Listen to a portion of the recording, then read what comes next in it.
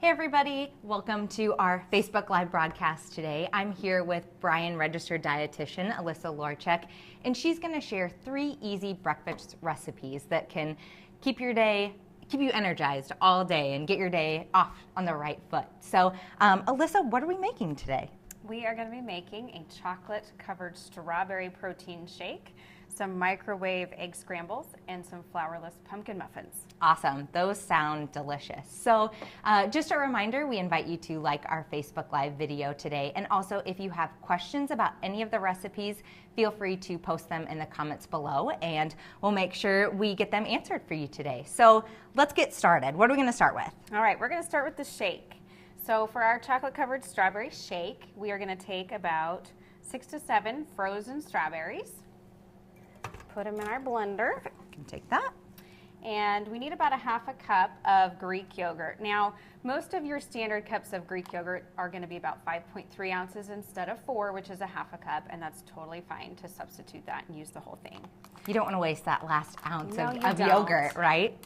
No, you don't. So I know this is vanilla. I know the recipe kind of talked about plain. What do you recommend? Does it matter? Can you use flavored yogurt? Does it need to be plain? You can really use either one.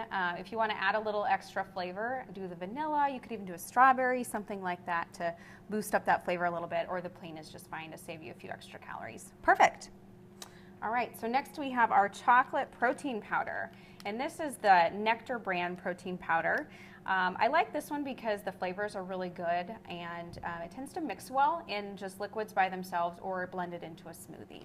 So we're going to add what would be 1 scoop if you buy the tub of the powder, or this packet is a single serving scoop here. So we're going to assume that if they buy a packet, that's going to be 1 scoop of protein powder. Correct. So what about, I know when I go to the protein powder aisle in the grocery store, you've got whey, you've got soy, you've got plant.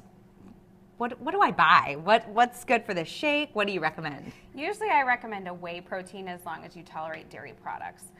The whey products tend to be a little bit better flavor-wise, and they blend well.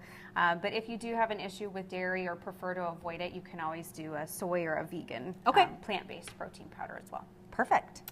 So next we have our vanilla almond milk. This is unsweetened vanilla almond milk. We want to add no extra calories and sugar there. So you can use about a half a cup or 1/4 to a half. It kind of just depends. We're using about a 1/3 cup here. So just to your taste. Kind of depends probably if you like it maybe less thick or a little bit more milky. And what about, so if I just had regular milk in my refrigerator and I kind of got the recipe and I didn't have almond milk, would that be okay to use? Absolutely. Yeah. Okay. Any kind of milk would be fine. Perfect. And then last we just have our ice cubes. So you want to add about 5 or so ice cubes to your shake. Oh, we had them frozen. We might need our spatula here to get them out. And it's okay. Everybody, Excuse me. So basically, we all know, add some ice cubes from your freezer. We were a little too prepared on this one. We didn't get our ice out early enough. So we've got everything in our blender. We just hit the button, right? Yep, blend for maybe 30 seconds or so, just until it's nice and incorporated and smooth. Perfect. And we do have a finished product right here. I think it's beautiful. I love the color. Pretty. It's very pretty and very easy in the morning. I mean, obviously this took us just a couple minutes to throw together. You can dump it in a glass when you're on your way to work, taking the kids to school. It's perfect. Breakfast on the go. Super easy. Okay, so again, if you have any questions, you can just post them in the comment section below. And remember to give us a like, too. Okay, so what are we going to make next? I'll get this out of the way here. All right, so next is our microwave breakfast scrambles.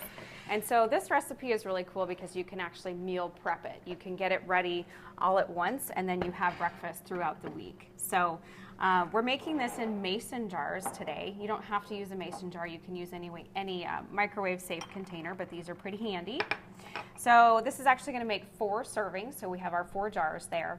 And we're going to start with some diced ham. This is 2 ounces of diced ham, and I'm just going to divide this evenly among the jars here. And I know we kind of even bought, just for the ease of it, just pre-diced ham from the grocery store, but probably any ham, even lunch meat that you have in your fridge from sandwiches would work, right? Definitely. Cool. You could also substitute turkey or a little bit of maybe turkey bacon, something like that would work just fine too. Okay. So next we have a 1/2 cup of bell pepper. So I'm just going to divide that in there as well. And with the vegetables, you can feel free to mix up the ones that you're putting in there. If there's certain ones you don't like or would prefer to change it up, you can always do that. So, and if somebody didn't have mason jars, is this something they could just put in a bag, you know, on the weekend and stick it in their fridge and then dump it maybe into like a mug or a bowl or something like that? Okay. Eggs really can cook in like a coffee mug, in any glass container, things like that. You just have to watch them when you throw them in the microwave. So next we have our onion. We've got about 1/4 cup here.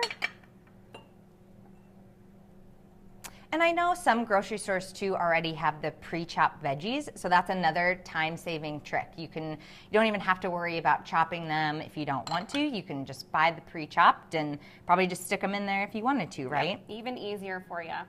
So we also have a 1/2 cup of shredded cheddar cheese, and again, you could swap out any other kind of cheese that you prefer. Maybe a little pepper jack and spice it up. Perfect. I love these. They're just cute too. Cute. I love them. So, and then last is going to be our butter. So we have about a 1/2 teaspoon of butter that's going to go into each of these. Butter's nice and soft.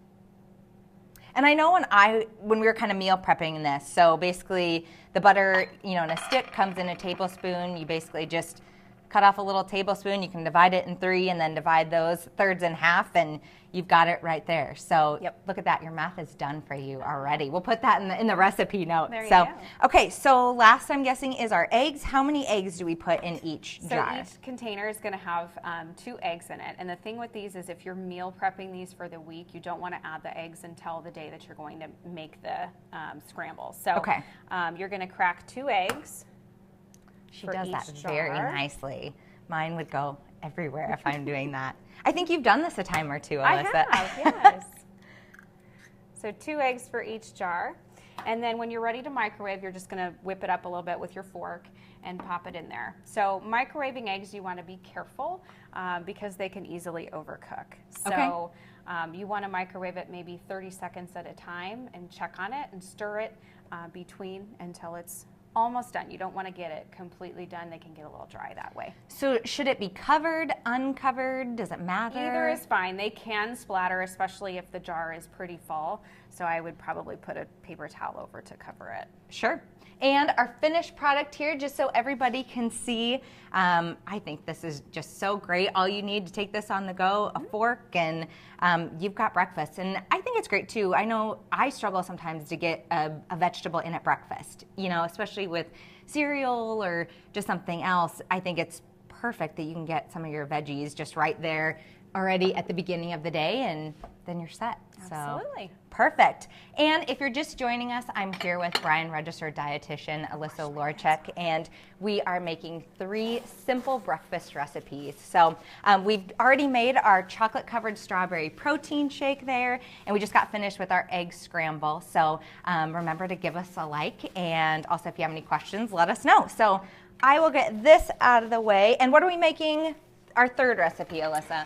Okay, our last one is one of my favorites. They are Flourless pumpkin spice muffins.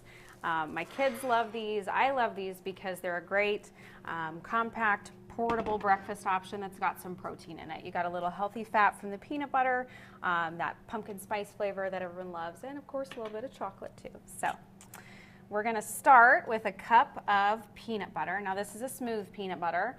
I tend to prefer using the natural peanut butters because they don't have usually the added ingredients, the extra oils and sugars and things like that. Okay. I can get that out of your way. Thank you. And then we've got a 1/2 cup of canned pumpkin. Now this is just your regular canned pumpkin. It's not the pumpkin pie filling. Yep, so we talked about this earlier. I made the mistake of getting the pumpkin pie filling by accident one time, and it just doesn't work quite the same in those recipes. So we've got 2 whole eggs. We need a 1/2 teaspoon of baking soda. Soda, not powder. And a 1/4 teaspoon of salt. and a tablespoon of pumpkin pie spice. And then I know on our recipe, and you can find all these recipes at bryanhealth.org/recipes. We even give a hint on, if you don't have pumpkin pie spice, how to actually make your own, because it's really not that hard, right? Yep. A little Just cinnamon, a couple nutmeg. spices. Yeah. Yep. So if you don't have it, it's okay. You can make it at home. I've even just made it with cinnamon before if I didn't have all the Okay. other spices in there. It tasted fine. So Perfect. Not quite as pumpkin-y, but still good. Awesome. So we've got a 1/3 cup of maple syrup. And could I use honey, you know, if I didn't have maple syrup? Absolutely. Okay. And you want to use the real maple syrup as opposed to the artificial stuff that Okay, you find, okay. just the pancake syrup. It's not quite the same. Okay. So if you can use a natural form of sugar, that's a little bit better for you. Sure. So we're just going to give this a stir. And really you don't need to use a mixer with this either. It doesn't take very long to kind of whip it up. Really getting the peanut butter incorporated is the hardest thing. Looks pretty easy, simple ingredients. I think I could even handle this, so that's a good thing. And what I love too is a lot of these ingredients are what you probably already have in your pantry at home. You're not having to go out and buy anything really special or different. So really everything we're making today is probably some ingredients that you already have in your pantry. Okay, so what's next? I see we've got our Chocolate. beautiful chocolate chips here. Chocolate, of course, can't go without the chocolate. My son always says more chocolate, so can't get enough of that. The cool thing about these muffins is that they don't actually have any flour in them, and that's a question that I often get if I share this recipe with people.